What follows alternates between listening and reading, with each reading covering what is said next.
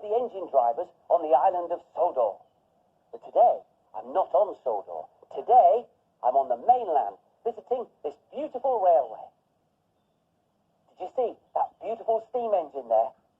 That engine has been chuffing up and down the tracks all day, carrying passengers up and down the line. But now, it's the end of the day, and these engines are heading back to the yard after a busy day's work.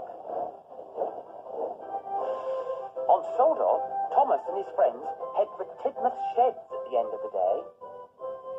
Here, they can look forward to a good rest before it's time for another day out on the tracks.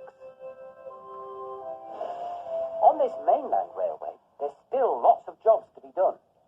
All the coaches need to be swept and have their windows cleaned.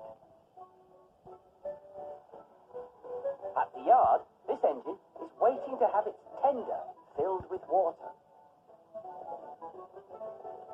All steam engines need water at the end of the day to keep their boilers from running dry.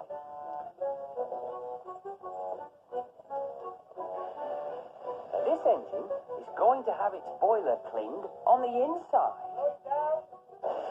This is called blowing down.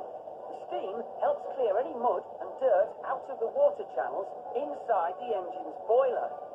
Just look at all that steam. At the end of every day, all the used up coal is emptied out of the firebox. The fireman opens special doors under the engine to let the fire fall out.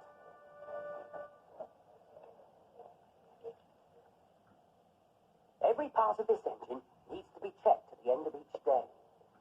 These are the coupling rods which connect the driving wheels. This is the inspection pit underneath the engine. Everything under here needs to be checked as well. In the cab, all the brass is polished, while this workman oils this wheel bearing, and this one, and this one, and this one, and this one. Phew!